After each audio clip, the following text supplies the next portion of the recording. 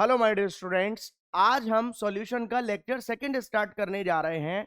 उम्मीद करता हूं कि आपने लेक्चर फर्स्ट कर लिया होगा। अगर आपने लेक्चर फर्स्ट नहीं किया है तो पहले आप लेक्चर फर्स्ट करिए, देन आप लेक्चर सेकंड करिएगा।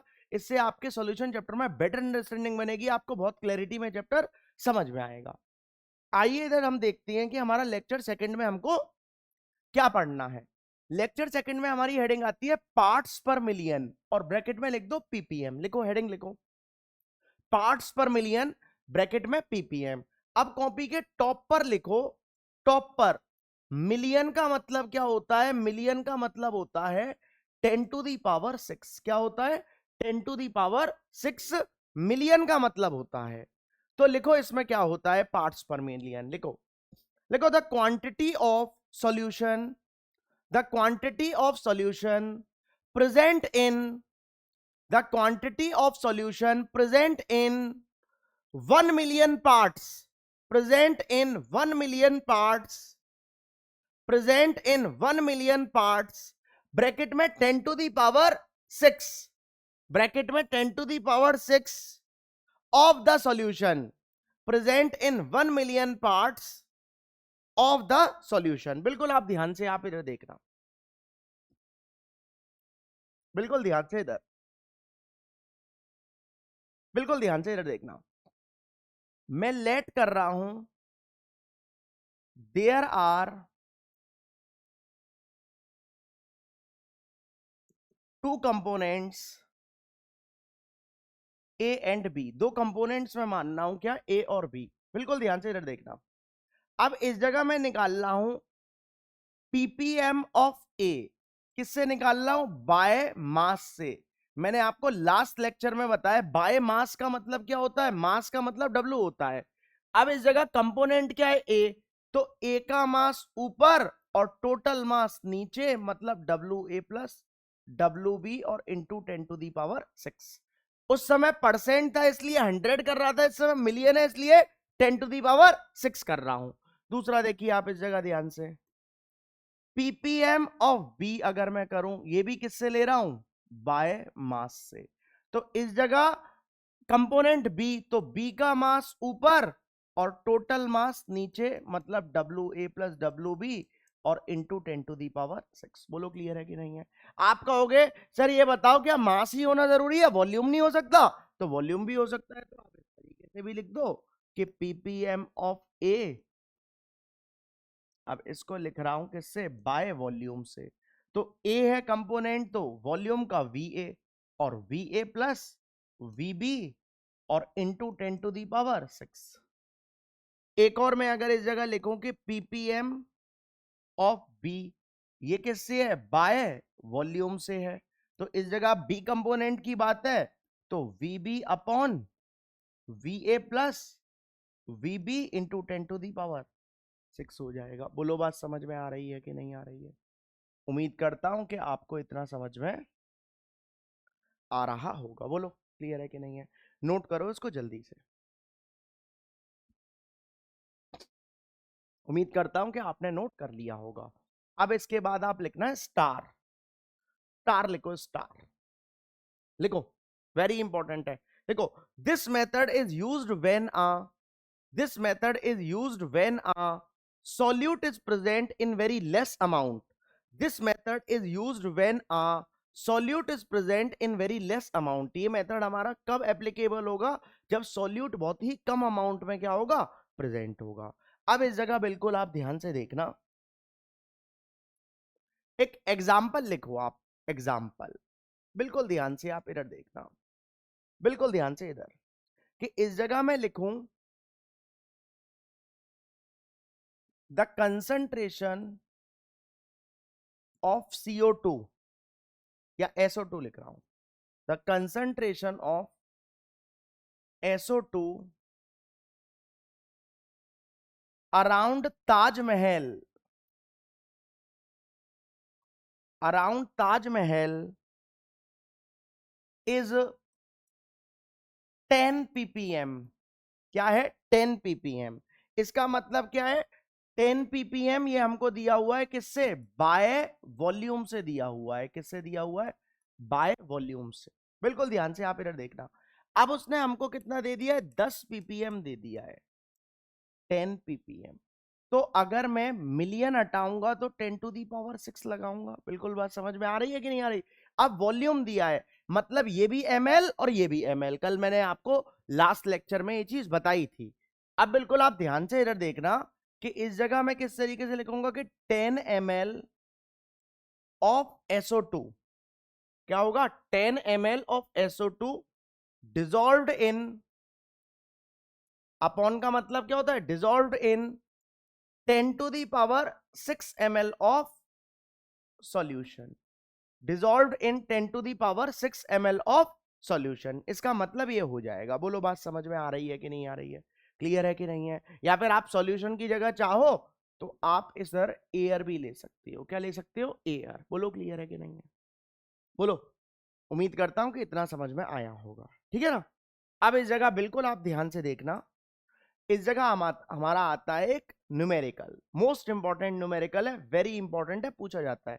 क्या बोला है उसने कि 1 litre of sea water weighs 1030 gram and contains 6 into 10⁻³ gram of dissolved oxygen, calculate the concentration of oxygen. मतलब कंसंट्रेशन किसकी निकालनी है, ऑक्सीजन की। अब बिल्कुल आप ध्यान से देखना किस में निकालनी है, पहली ppm में और दूसरी मास परसेंटेज में। बिल्कुल ध्यान से आप इधर देखो, जैसे कि फर्स्ट पार्ट में ppm में निकालता हूं, बिल्कुल आप ध्यान से देखना। अगर मैं इस जगह लिखूं कि ppm ऑफ O2, अभी कंपोनेंट क्या है, O2 है, और ग्राम की बात कर रहा है, मतलब ये बाय मास से बात कर रहा है, किससे, बाय मास। तो इस जगह O2 कंपोनेंट, तो मास किसका आएगा, O2 का, तो mass of O2 upon total mass of solution और इनटू 10⁶, क्योंकि मिलियन है ये। तो इस जगह मास ऑफ O2 कितना है, 6 into 10⁻³ gram of dissolved oxygen है। तो इस जगह मैं क्या लिख दूंगा, 6 इंटू 10⁻³ और इस जगह इसका टोटल मास कितना है, 1030 और इनटू क्या हो लेगा, 10⁶ हो लेगा। तो ये हमारा सॉल्व होकर इधर से आएगा 5.82 ppm। बोलो क्लियर है कि नहीं है? अब ये मैथ से आप इसको सॉल्व कर सकते हो, उम्मीद करता हूं। अब उसने हमसे क्या बोला है अब उसने हमसे बोला है कि मास परसेंटेज निकाल दो। तो मास परसेंटेज ऑफ O2 जब मैं निकालूंगा तो बिल्कुल ध्यान से आप इधर देखना कि इस जगह मैं क्या लिखूंगा, mass of O2 upon total mass of solution और इनटू 100 करूंगा, क्योंकि जब मिलियन था तो 10⁶% है, तो 100 का इंटू करूंगा। तो इस जगह ये हमारा कितना है, 6 इंटू 10⁻³ ये कितना है, 1030 और ये कितना है, 100। तो ये हमारा सॉल्व होकर आएगा 5.82 इंटू 10⁻⁻4%। बोलो क्लियर है कि नहीं है? उम्मीद कर रहा हूं कि आपको इतना समझ में आ रहा होगा। बहुत बढ़िया क्वेश्चन है, वेरी इंपॉर्टेंट क्वेश्चन है। वीडियो को पॉज कर कर नोट करो, और भी हम इस पर क्वेश्चंस करेंगे आगे, ठीक है ना। एक ppm का और आता है क्वेश्चन, वो अभी एक्चुअली मैंने मोलैरिटी ये सब नहीं पढ़ाया है, तो उसको पढ़ाने के बाद उस क्वेश्चन को करवाऊंगा, ppm की फॉर्म में ही है। बहुत क्लासिक क्वेश्चन है, बहुत बढ़िया क्वेश्चन है, ठीक है। इधर देखिए अब आप ध्यान से, नेक्स्ट हमारा आता है, वेरी इंपॉर्टेंट टर्मिनोलॉजी है, वेरी इंपॉर्टेंट यूज होती है, याद रखना, इस पूरे चैप्टर में यूज होगी, मोलरिटी।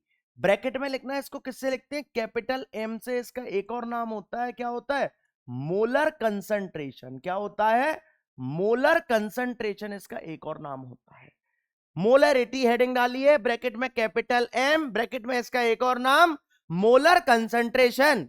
तो लिखो क्या होता है, लिखो लिखो, the number of moles of solute, the number of moles of solute dissolved in, the number of moles of solute dissolved in 1 liter of solution, the number of moles of solute dissolved in 1 liter of solution।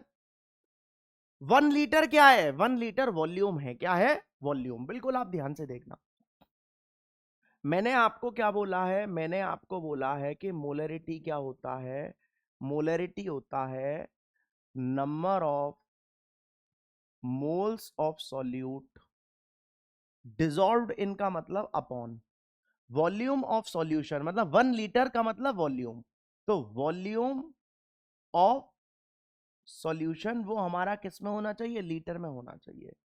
लेकिन आपको बहुत अच्छे से पता है कि molarity को किससे लिखते हैं, एम से, नंबर ऑफ मोल्स को एन से, वॉल्यूम को वी से, किस में होना चाहिए, ये लीटर में होना चाहिए। बोलो क्लियर है कि नहीं है। अब इस जगह आप बिल्कुल ध्यान से देखना, लेकिन आपको एक चीज बहुत अच्छे से पता है, बट नंबर ऑफ मोल्स का फॉर्मूला क्या होता है, W अपॉन एम। एन क्या है, नंबर ऑफ मोल्स, W क्या है, मास ऑफ सब्सटेंस, इस समय सॉल्यूट का मास है, मास ऑफ सब्सटेंस, और एम क्या है हमारा, मोलर मास ऑफ सब्सटेंस। क्या है, मोलर मास ऑफ सब्सटेंस। अब जो भी हमारा सॉल्यूट होगा उसका मास बोलेगा, और एन आपको पता है कि क्या होता है, नंबर ऑफ मोल्स है। क्या है, नंबर ऑफ मोल। तो इस जगह जब हमारा फॉर्मूला एक हमने इस तरीके का ये लिख लिया है कि N equal to W upon M, तो बिल्कुल आप ध्यान से इधर देखिए कि इसको मैं इसमें पुट कर रहा हूं, इसको इसमें सेट कर रहा हूं, तो हमारा क्या बोलेगा, मोलरिटी हमारी हो लेगी। अब एन को जब मैं इधर रखूंगा तो W upon M into V, और ये किस में होना चाहिए, लीटर में।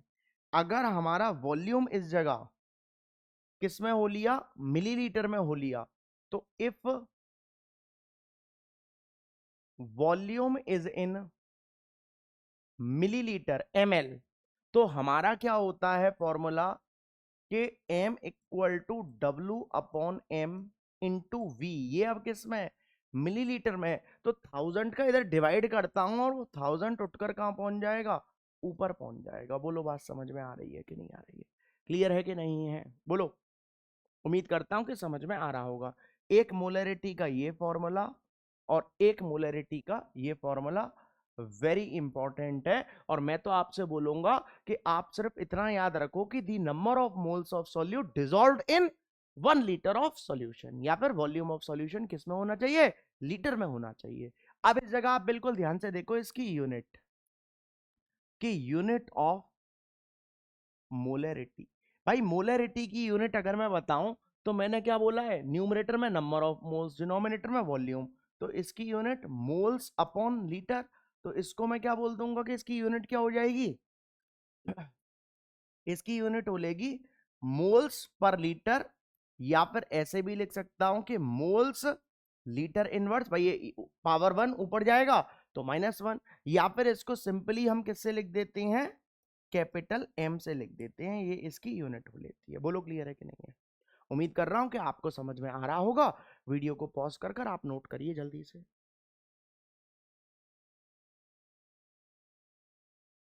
कर लिया होगा, ठीक है ना। इधर देखिए, अब आप ध्यान से इधर, अब हमारा आता है मोलरिटी इक्वेशन या फिर डाइल्यूशन फॉर्मूला। वेरी इंपॉर्टेंट है मोलरिटी इक्वेशन। डाइल्यूशन का मतलब क्या होता है, पानी मिलाना। क्या होता है, पानी मिलाना। रात को पापा तूफानी में पानी मिलाते हैं, किसमें, अल्कोहल में पानी मिलाते हैं, और सुबह मिल्कमैन दूध में पानी मिलाता है। भाई मिल्कमैन भी तो दूध को पतला करता है, प्योर मिल्क थोड़ी देता है।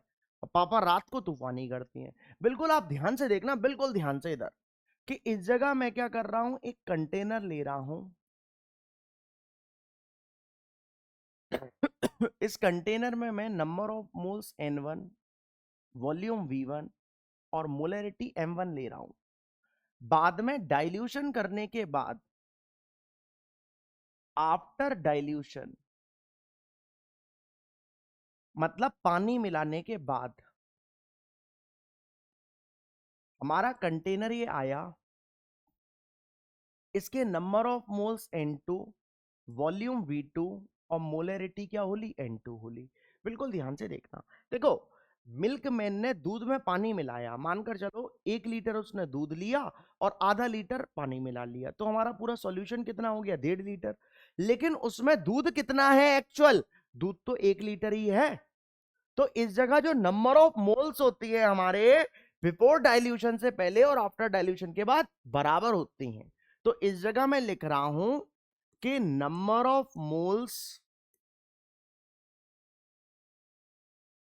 Before dilution equal to number of moles after dilution. वो क्या होते हैं, बराबर होती हैं।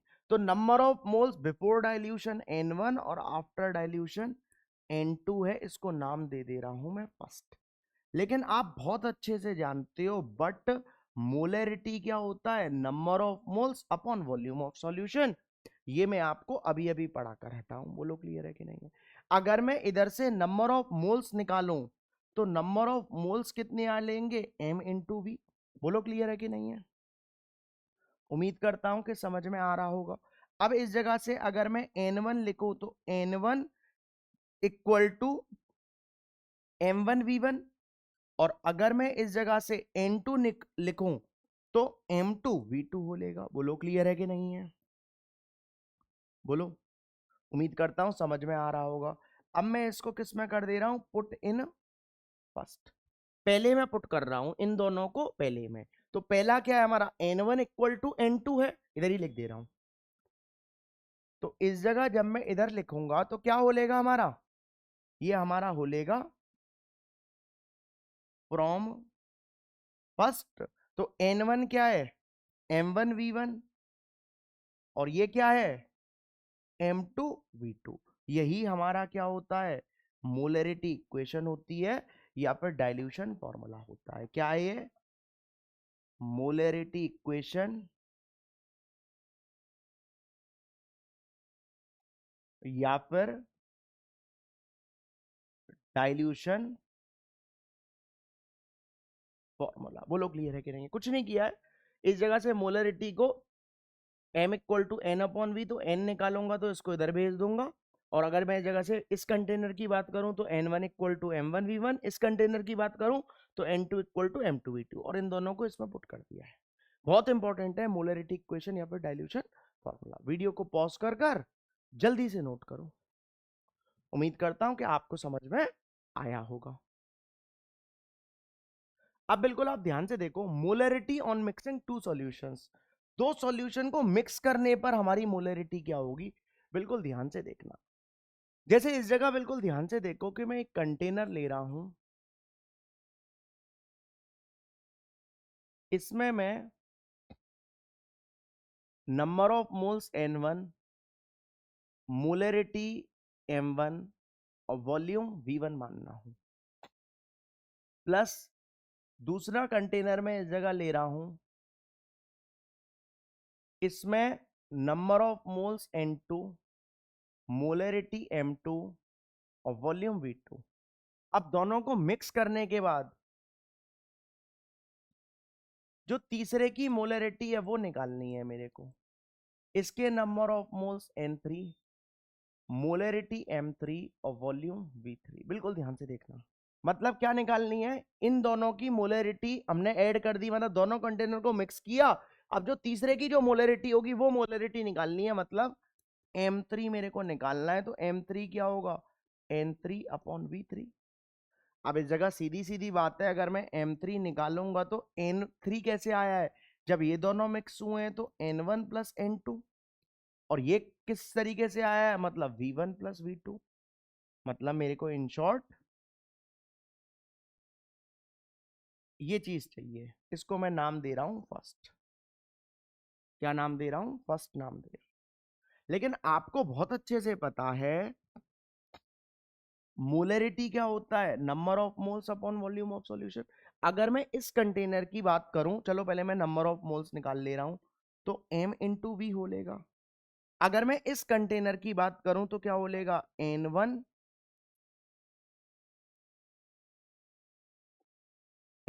Equal to M1V1। और अगर मैं इस कंटेनर की बात करूं तो क्या हो लेगा, N2 इक्वल टू M2V2। बोलो क्लियर है कि नहीं है। उम्मीद कर रहा हूं समझ में आ रहा होगा। अब इन दोनों को उठाकर किस में पुट कर दे रहा हूं, पुट इन फर्स्ट।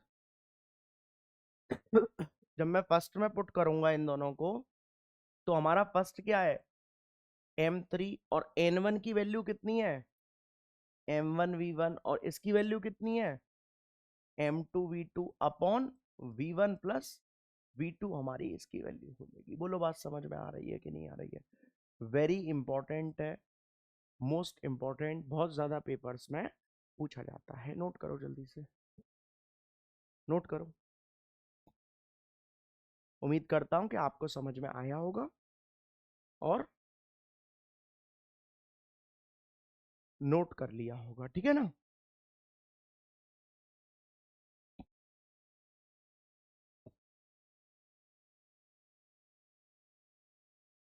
ठीक है, अब इस जगह आप बिल्कुल ध्यान से देखना। इस जगह कुछ मैं एक न्यूमेरिकल्स के लिए एक फॉर्मेशन तैयार कर रहा हूं, बिल्कुल ध्यान से देखना, नोट लगाकर लिखना, बिल्कुल ध्यान से इधर देखना। देखो, मैंने मोलरिटी आपको क्या बोला, सबसे पहले तो मैं इसको लिख ले रहा हूं। मोलरिटी मैंने बोला है number of moles of solute dissolve in 1 litre of solution, या फिर वॉल्यूम ऑफ सॉल्यूशन इसमें होना चाहिए, लीटर में होना चाहिए, ये मैंने बोला है। बिल्कुल ध्यान से आप इधर देखना। जैसे कि हमको कभी कभार न्यूमेरिकल्स में मिल सकता है 1 मोलर सॉल्यूशन, या फिर 1 कैपिटल एम बोल सकते हैं। क्या बोल सकते हैं, 1 कैपिटल एम। अब देखो, इस 1 मोलर को मैं ऐसे नहीं लिख सकता हूं, इसको 1 कैपिटल एम को मैं 1/1 लिख दूं कैपिटल एम, कोई दिक्कत नहीं होनी चाहिए। मतलब न्यूमिनेटर में क्या है मेरा, नंबर ऑफ मोल्स, और डिनोमिनेटर में क्या है मेरा, वॉल्यूम, जो कि कितना है, 1। नंबर ऑफ मोल्स भी कितने, 1। अपॉन का मतलब क्या होता है, डिसॉल्व इन। तो बिल्कुल आप ध्यान से देखना कि तो मैं इसको ऐसे नहीं लिख सकता हूं कि 1 mole of solute dissolved in 1 litre of solution. बोलिए बात समझ में आ रही है कि नहीं आ रही है। उम्मीद करता हूं कि समझ में आ रहा होगा। अगर मैं इस जगह एक और आपको बोलूं कि कभी कभार हमको मिल सकता है सेमी मोलर सॉल्यूशन। क्या बोल सकता है, सेमी मोलर सॉल्यूशन। सेमी का मतलब क्या होता है, आधा, मतलब 1/2 कैपिटल एम, या फिर इसको m/2 भी लिख सकता हूं। तो इसका मतलब न्यूमरेटर में कितना है, 1, डिनोमिनेटर में कितना है, 2। तो 1 क्या है, मोल्स, और 2 क्या है, वॉल्यूम, मतलब लीटर में 2 लीटर। तो इसको मैं कैसे खोलूंगा कि 1 mole of solute dissolved in 2 litre of solution. क्या बोलेगा, dissolved in 2 litre of solution. बोलो क्लियर है कि नहीं है। एक और देखो बिल्कुल आप ध्यान से, एक और हमको मिल सकता है कि वो हमसे बोलेगा डेसीमोलर सॉल्यूशन। डेसी का मतलब क्या होता है, डेसी का मतलब होता है 1/10 कैपिटल एम, या फिर m/10 लिख सकता हूं।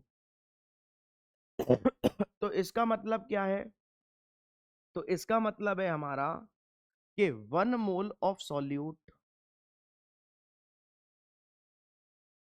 डिसॉल्व्ड इन, अब कितना है, 10।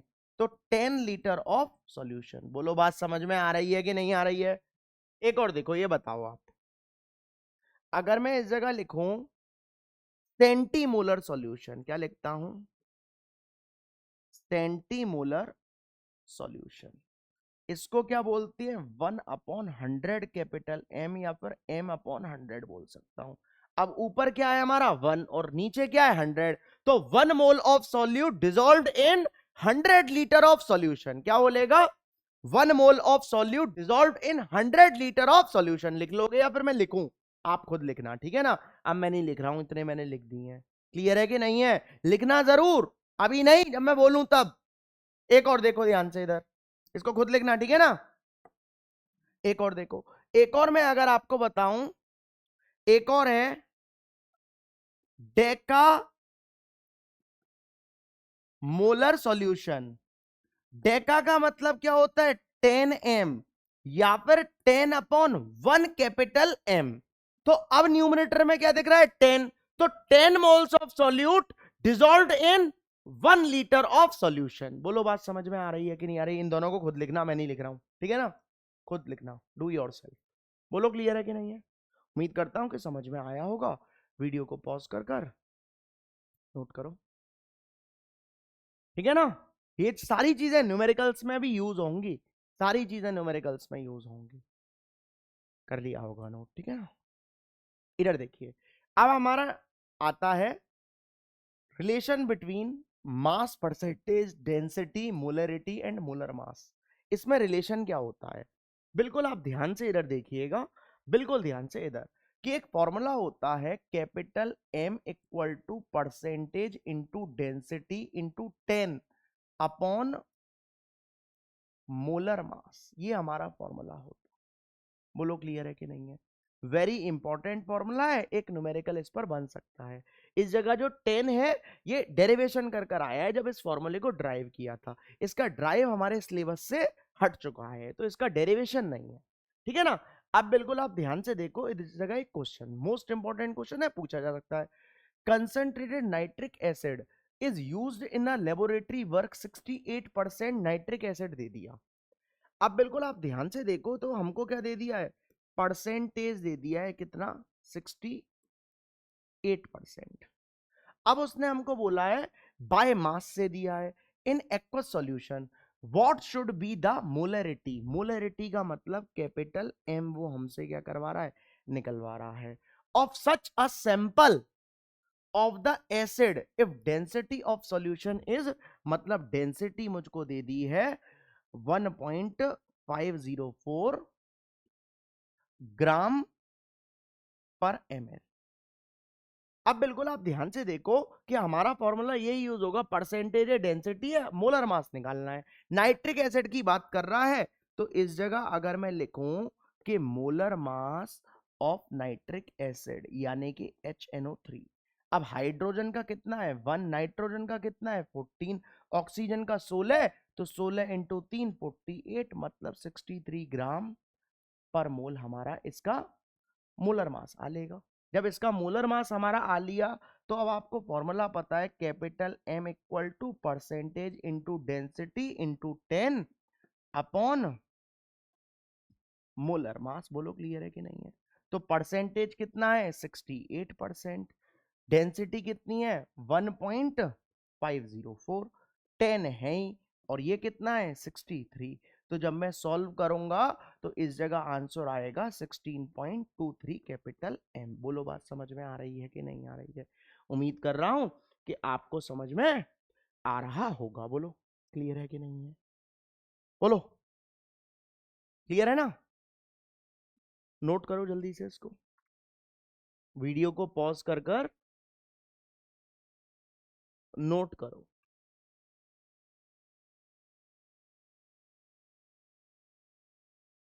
सही है, 16.23 आंसर है, ठीक है? इधर देखिए नेक्स्ट, एक और क्वेश्चन देखिए, इंपॉर्टेंट है, ये पूछा जा सकता है। What is the molarity of 15 ml, 2 capital M aqueous solution. देखो हमसे वो वॉल्यूम दे दिया उसने, कितना? 15 ml, और मोलरिटी दे दी 2 कैपिटल एम, और वो हमसे मोलरिटी पूछ रहा है और वॉल्यूम कितना दे दिया। या पहले इसको इस तरीके से ही लिखता हूं, वॉल्यूम कितना दे दिया उसने हमको? 285 ml, और मोलरिटी निकालनी। इसको V1, इसको V2, इसको M1, इसको M2। तो आपको डाइल्यूशन फॉर्मूला पता है, M1 V1 equal to M2 V2। तो M1 कितना है? 2, ये कितना है? 15, ये कितना है? M2 निकालना है, ये कितना है? 285। तो इस जगह से जब मैं M2 निकालूंगा तो हमारा आएगा 0.100 कैपिटल M, यानी कि B option is the correct answer. Note कर लो, ये मोलरिटी इक्वेशन या फिर डाइल्यूशन फॉर्मूला का क्वेश्चन हो लिया। एक और देखो इस जगह ध्यान से, ये है क्वेश्चन, एनसीईआरटी का क्वेश्चन है, इस बार जो नीट का पेपर है 2026 का जो लीक हो चुका है, 21 जून को एक और होगा, तो उसमें आया था ये लीक वाले में। एनसीईआरटी का कोई ज्यादा खास नहीं है। क्या बोल रहा है उसने, मोलरिटी निकालनी है। मोलरिटी क्या होता है, number of moles of solute dissolve in volume of solution, और किस में होना चाहिए, लीटर में। अब मेरे को वॉल्यूम कितना दे दिया है उसने, 450। सबसे पहले number of moles of solute निकाल ले रहा हूं। तो number of moles of solute यानी कि क्या निकालना है, NaOH। फॉर्मूला क्या होता है, N इक्वल टू W/M। तो ये W कितना है, 5, और इसका मोलर मास कितना होता है, NaOH का 40 होता है, सोडियम का 23, ऑक्सीजन का 16, हाइड्रोजन का 1, तो 40 ग्राम पर मोल होता है। ठीक है ना। तो इधर से जब करूंगा तो 1/8 ये सॉल्व वो करा लेगा। सॉल्व नहीं करना क्योंकि मेरे को मोलरिटी सॉल्व करनी है, इसको सॉल्व करने पर ध्यान मत देना। अब वॉल्यूम कितना है हमारा, वॉल्यूम ऑफ सॉल्यूशन उसने हमको दे दिया है 450 ml। तो जब मैं मोलरिटी निकालूंगा तो नंबर ऑफ मोल्स कितनी है, 1/8, ये कितना है 450, लेकिन ml में है तो ऊपर क्या जाएगा, 1000। तो हमारा इधर से सॉल्व होकर आएगा मोलरिटी 0.278 कैपिटल M, या पर मोल्स पर लीटर लिख देना। ये है हमारा क्वेश्चन। इतने ही क्वेश्चंस थे बस। उम्मीद करता हूं कि आपको ये सारी चीजें समझ में आया होगा कंसेप्ट, और अच्छे से आपने सीखा होगा ये सारी चीजें। ठीक है ना। अब उम्मीद करता हूं कि आप लेक्चर सेकंड आपने बहुत अच्छे से किया होगा। अब पहले आप लेक्चर सेकंड को रिवाइज करना, ये नहीं है कि अब आप लेक्चर थर्ड ही देखने लग जाओ। पहले लेक्चर सेकंड को रिवाइज करना, तब लेक्चर थर्ड करना, और लिख लिख कर डेफिनेशन को लिख कर देख लेना, न्यूमेरिकल को एक बार सॉल्व कर कर देख लेना। क्योंकि अगर आप नहीं प्रैक्टिस करोगे तो कुछ भी नहीं होगा, याद रखना। उम्मीद करता हूं समझ में आया होगा। समझ में आया है तो वीडियो को लाइक करो, चैनल को सब्सक्राइब करो, और ज्यादा से ज्यादा इस वीडियो को शेयर करो, क्योंकि लाइक शेयर और सब्सक्राइब करने में आपका कुछ नहीं जाता और कुशाग्र सर को मोटिवेशन आता। That's it.